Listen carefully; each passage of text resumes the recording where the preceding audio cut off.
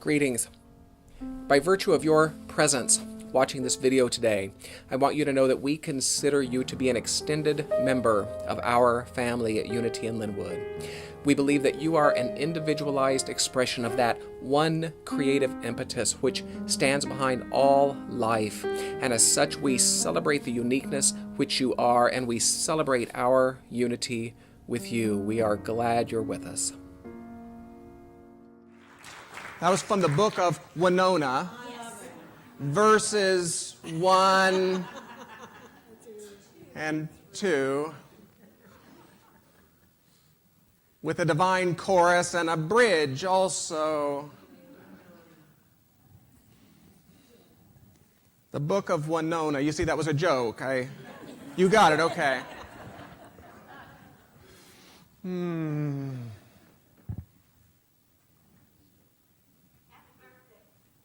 you.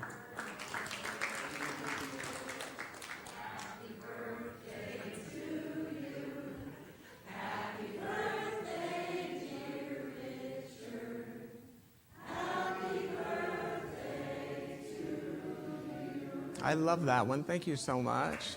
Thank you so much.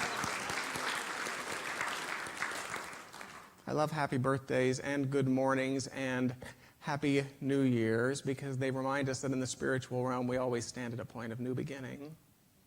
How about that? So my friends, happy birthday and good morning and happy New Year. Happy to be walking with you. Beginning in February, Tuesday evening, 7 p.m., World Religions will be offered by the Reverend Nina Clark. Please consider registering in the back. It is written, bolster understanding, ignite curiosity, and heighten respect. Does that sound like a worthy path of study? She'll be joined by Rabbi Ted Falcon. Chocolate Cabaret coming up on Valentine's. Matthew and I, an evening of love songs and wine and chocolate. It is subtitled An Evening of Decadence. Tickets are $25. They're available in the spiritual gift shop. We would love to share that evening with all of you. The words are written by Unity co-founder Charles Fillmore. If you feel so inclined, please repeat after me. They read as follows. I am now. I am now in the presence of pure being. And immersed in the Holy Spirit of life, love, and wisdom. I acknowledge your presence and your power. O blessed Spirit. In your divine wisdom, now remove my mortal limitations, and from your pure substance of love, bring into manifestation my world, according to your perfect law.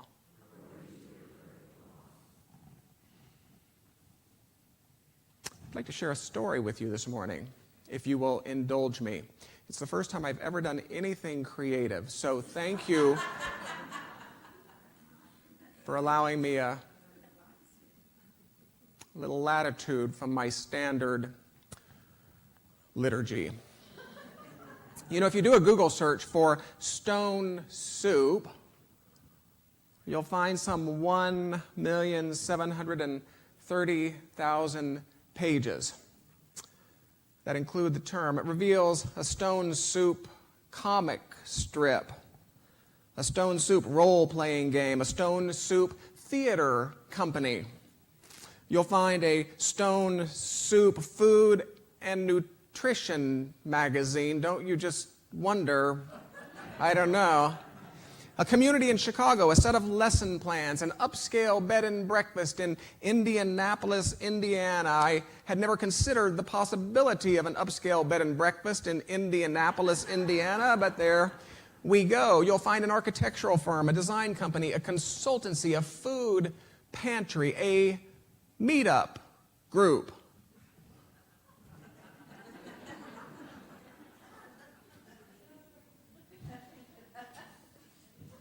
a cafe, a circus, a beer. And the list goes on, and the list goes on. For today's purposes, however, Stone Soup is, of course, a folk tale, the roots of which are quite elusive. In Portuguese versions, for example, where some restaurants actually serve sopa de pedra or stone soup, the traveler is often a monk.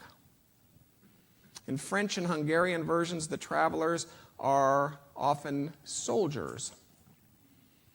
In Scandinavian and Northern European versions, the story is most commonly known as nail soup. And the main character is typically a transient looking for food and lodgings. In Eastern Europe, the story is called axe soup. I think stone soup is better. I mean, if I were to choose between the axe, the nail, and the stone, While the most notable breakthrough for stone soup was likely the popular retelling by Marcia Brown in 1947, most credit its origins to a French female journalist who first published it in 1720. Now, where she got the story is something we will likely never know. But she begins her tale, as so many good storytellers do, with an air of mystery. She begins, "I was told the other day. I was told the other day that a kindly old stranger was walking through the land when he came upon a village. And even as he meandered through the outskirts, the villagers scampered toward their homes, locking the doors and barring the windows. The kindly old stranger smiled and asked, 'Why are you so frightened? I'm a simple traveler looking for a soft place to stay for the night, a warm place for a meal.' Nothing I have is ample," came one gruff reply. "Even our children are weak and starving. Best it is that you move on about your way." To which he replied, "Oh, I brought everything necessary."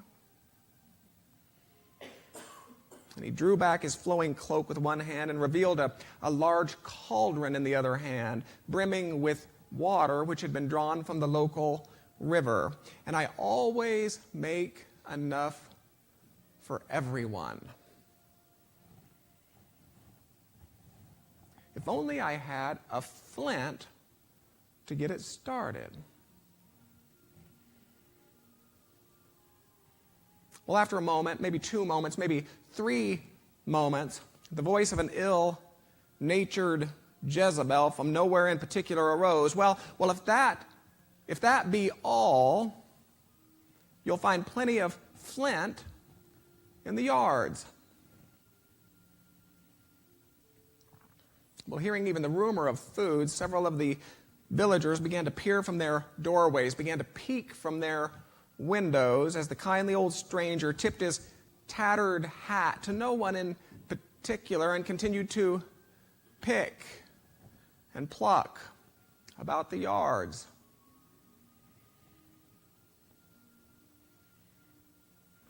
After building the fire and placing the cauldron brimming with the water which he had drawn from the local river, the kindly old stranger drew a silken bag from his cloak. He held it high above his head, and with no small amount of ceremony, he inverted the bag, releasing a rather ordinary-looking stone into that cauldron with a rather notable clank, as even more villagers peered from their doorways, as even more villagers peeked from their windows, and even more yet as the kindly old stranger sniffed the broth and licked his lips in anticipation. The kindly old stranger's voice raised, I do enjoy a tasty stone soup. Of course, stone soup with cabbage. Now there's a soup fit for a king. And after a moment, maybe 2 moments, perhaps 3 moments, the village widower approached, sheepishly extending a small cabbage which he had retrieved from its hiding place, and he added it to the pot. "Wonderful," cried the stranger, and he continued to stir. Now, of course, stone soup with cabbage and a bit of beef. Now there's a soup fit for a king, he said. Well, after a moment, maybe 2 moments, perhaps it was 3 moments, the village butcher appeared with some salt beef which he had set aside. And of course, he added it to the pot. "Wonderful," cried the stranger, and he continued to stir. Now, of course, stone soup with cabbage and a bit of beef and a few carrots. That would be a soup fit for a king. And after a moment, maybe it was 2 moments, it could have been 3 moments, the village tanner scurried up, waving a bunch of carrots, which he had drawn from his cupboard, and he added them to the pot. "Wonderful," yet again cried the stranger, and he continued to stir. Of course, stone soup with cabbage and beef and carrots and some spices, that would be a soup fit for a king. And of course, after a moment, perhaps it was 2 moments, it could have been 3 moments, the village ironsmith appeared. He waddled up with a bowl of pot spices, which he had gathered by that river, and he tossed them into the pot. "Wonderful," yet again cried this stranger. And he continued to stir, and so it went, and so it went, through potatoes, through onions, through mushrooms, through chives, celery, turnips. He stirred, and he stirred. The aroma spread from home to home, filling the nostrils, tickling the stomachs of young and old alike. And one by one, the doors were unlocked, and the windows were unbarred as the crowd gathered around the undeniable magic. It was stone soup. And in the end, there was indeed a delicious meal, ample for everyone in the village to share. And the sun settled and the moon awoke among bellies full and spirits high, illumined by the glowing embers of the cook fire. The wealthy village elder approached the kindly stranger and whispered in his ear. But the kindly old stranger shook his head politely, refusing to sell that stone.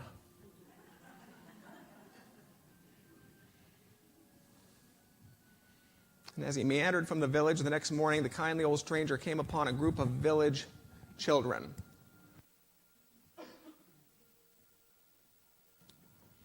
No longer weak, no longer starving, but playing happily near the road. The children cheered the kindly old stranger, and they laughed and danced, and they sang together until the kindly old stranger drew a silken bag from his cloak, and holding it above his head with no small amount of ceremony, he inverted that silken bag, releasing what was an ordinary-looking stone into the hands of the youngest child. And with that, the children all watched as he moved on his way, the words of the song continuing to ring in their ears. Stone soup.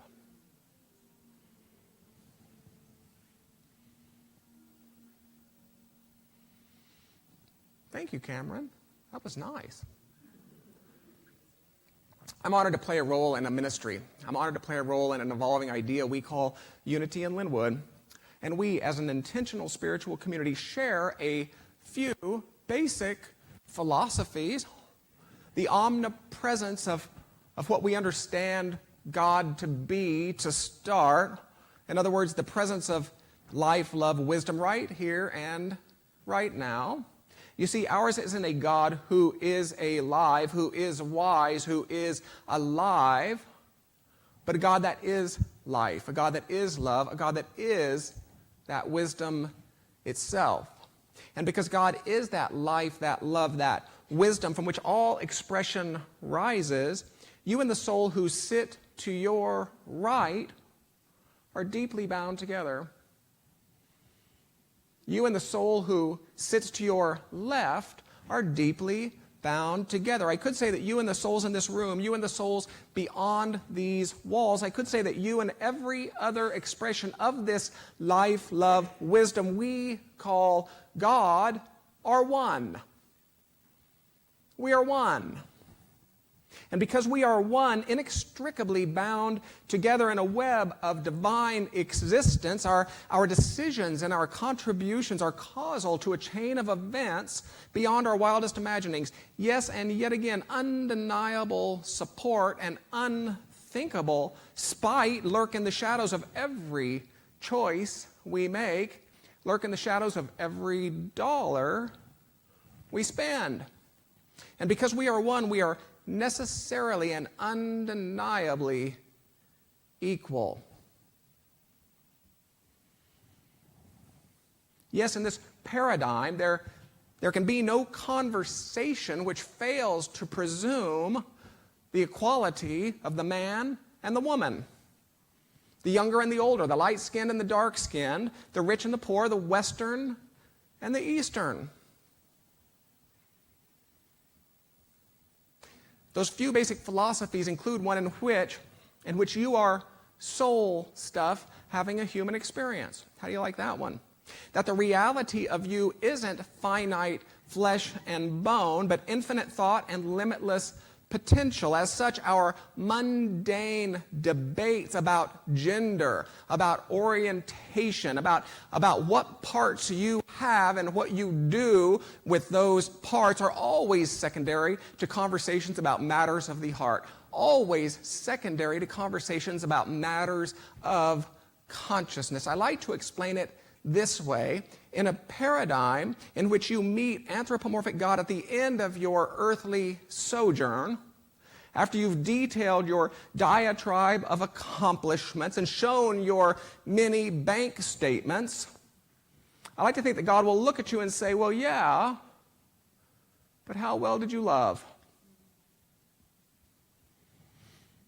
And from all of this, we come to understand that God can have no favorites, that all religions are something of human creations, imperfect lenses through which humanity experiences and explores greater reality, imperfect lenses ripe for human use as vehicles of awakening or as weapons for destruction alike, and we have seen both, haven't we?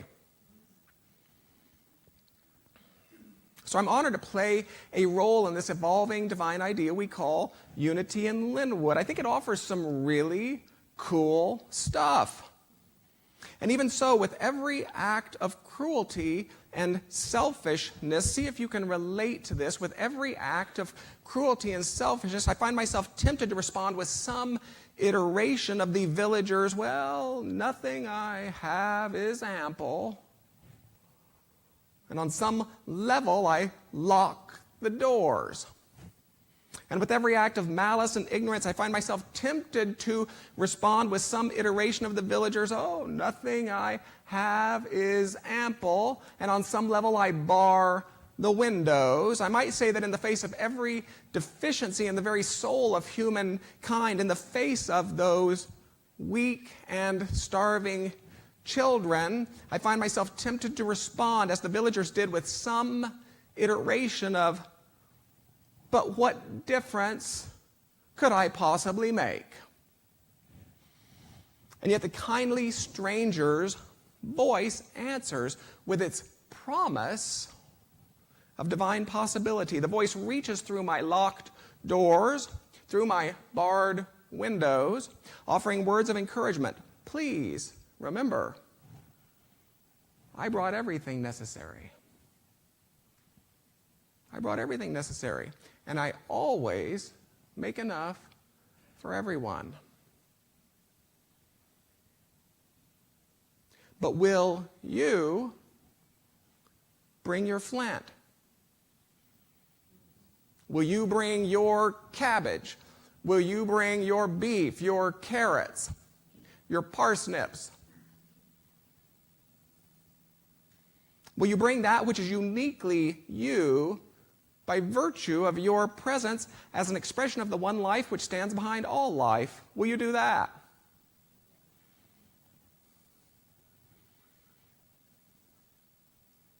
Our tale brings me some comfort. It reminds each of us that no one villager has all the ingredients necessary for the soup. Is that a relief or what? That it's in the combined ingredients that we fashion that soup that's fit for a king. Isn't that a relief? You don't have to do it all. You don't have to be it all. Unity in Linwood is a place where we practice. And here to introduce the opportunity to practice is Reverend Nina Clark. She's in charge of all sacred service. Let's see, how would we say it? This is where we discover our carrots. It's where you unlock the power of your divine cabbage. Here to tell you about these tables around the room and how they afford you an opportunity to practice, would you welcome your associate minister? Her name is Reverend Nina Clark, please.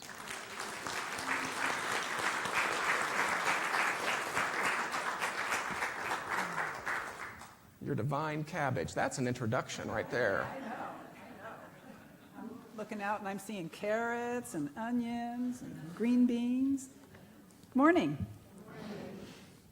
Listening to Dr. Richards' talk this morning, it occurs to me that we are like that beautiful stone soup prepared by that village, as Dr. Richard has so eloquently pointed out. Unity in Linwood, to my mind, is both the cauldron, our community container, and the stone. And each of us, as we've been pointed out, are the ingredients: the cabbage, the bit of beef, the carrots, potato, green beans. Do I hear a parsnip? And together, spices, yes. Lots of spices in here. And together, each contributing what we can make an amazing community soup that allows everyone to be fed. Today is the launching of what we hope will be a new annual event, our Unity in Linwood Service Fair. Everyone was given a card on the way in. Do you have your cards? If anyone doesn't have a card, I'm sure an usher will be happy to give you a card. If you will take your card with you as you visit the 4 tables around the room, you will get a stamp on your card for every service team member that you talk to. There are 15 teams stationed around the room, and if you chat to a team member at each of the 15 team stations and get all 15 spots on your card stamped and fill out the back with your name and address, and then put that completed card in the basket back at the welcome station, you'll get a surprise in the mail. A nice surprise. I probably should clarify that. There are a few spots where there is no representative, but if you'll read the blurb on the sign-up sheet, the representative next to that empty spot will happily stamp your card. Sacred service is at the heart of a growing and thriving community. There are things that need doing here in your community, and I hope that each of you will consider what you have to offer the stone soup that is Unity in Linwood. As you visit the tables at the service fair, I hope that you will consider the ingredients that are missing from our soup, the volunteer jobs that need doing, and consider offering that ingredient. What we each offer does make a difference. Not one of us should be or can be the whole soup. But if we each give what we can, our community and beyond is fed and cared for. Thank you.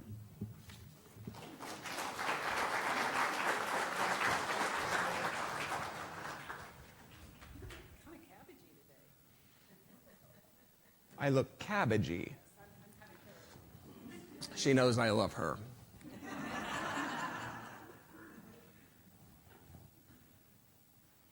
Next week, we begin a program. It's called Season for Nonviolence. It's in its 20th year. It was developed by the Association for Global New Thought. Our particular program will be called 64 Ways in 64 Days. During this program, we will reach out and invite organizations who share this value of being decent to each other to join us in different ways. The event will begin next Sunday with a lesson by our own Rabbi Ted Falcon. And as wisdom would have it, it will conclude on that 64th day with a spiritual Seder held right here in the sanctuary. It will be limited to the first 100 people, and members of the Jewish community and the Unity community will get together and create the ritual foods specific to a Seder. Does that sound like a beautiful way to wrap up a program about being good together? Isn't that beautiful? So you have that to look forward to. Let's close with a time of reflection, a time of meditation. Let us contemplate our carrot and cabbage nature together, shall we? Let's take a deep breath. Let's close our outer eyes to that world of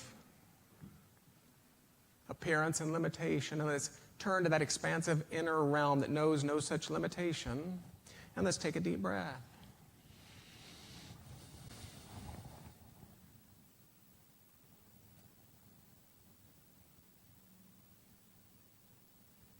And let's discover each other in that realm beyond words.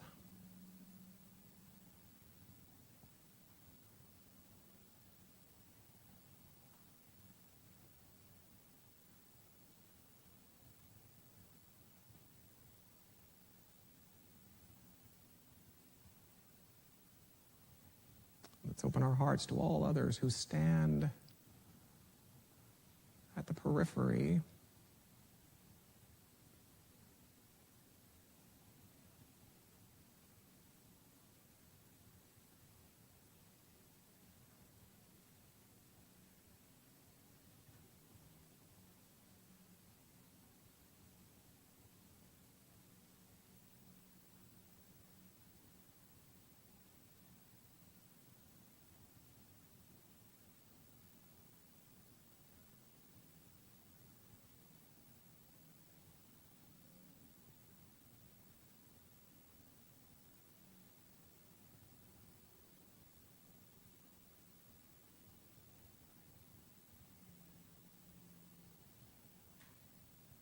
If you're willing to do so, allow my voice to become your own.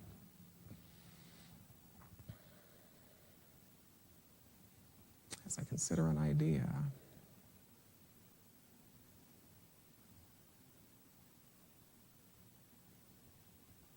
that is that I am a unique expression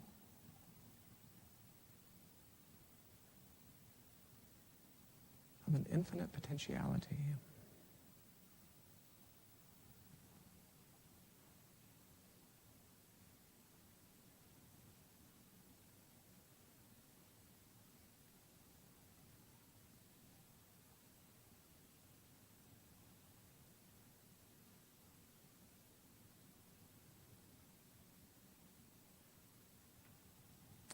To entertain the possibility, as I am, if I am willing to entertain the possibility that there is a wisdom at work, then I'm not here by mistake. I'm here with purpose.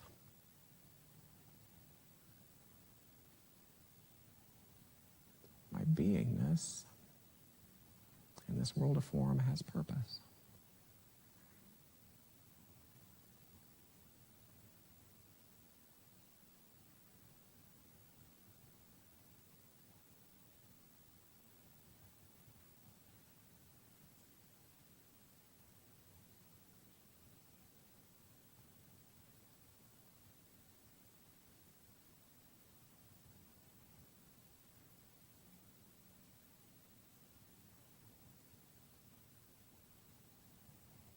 and being willing to entertain even further that a question seriously posed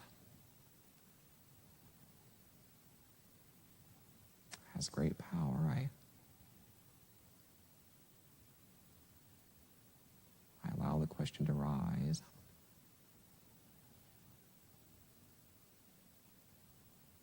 What is mine to contribute today?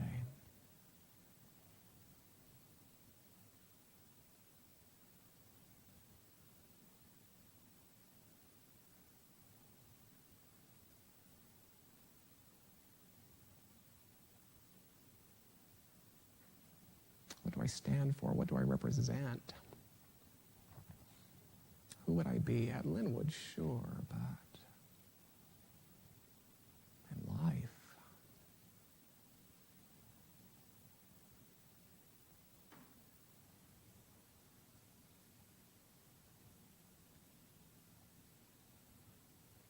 what would a purpose-driven soul contribute today?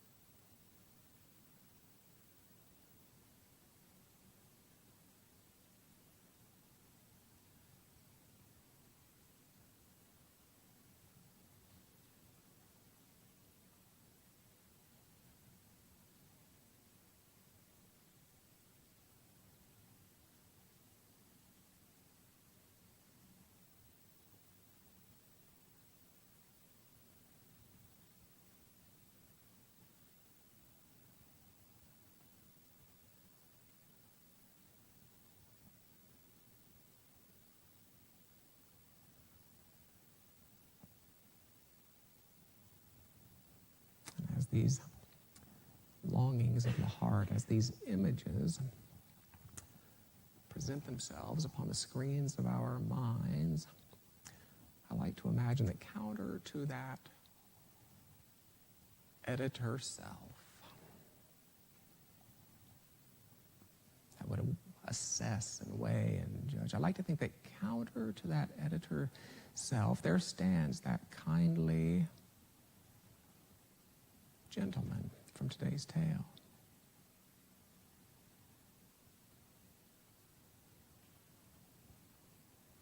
Tipping his hat.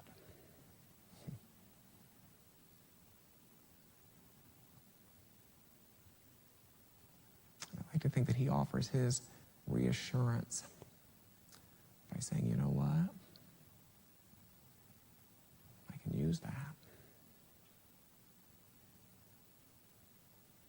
I can use that.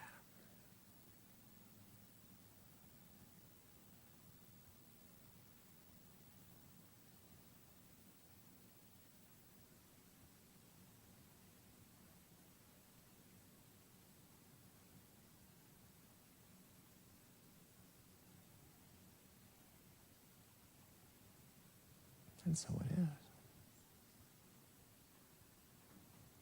Thanks again for joining us. Please visit unityandlinwood.org for a preview of all upcoming classes, services, and events, and for an opportunity to make a gift to our community should you so choose. Thank you.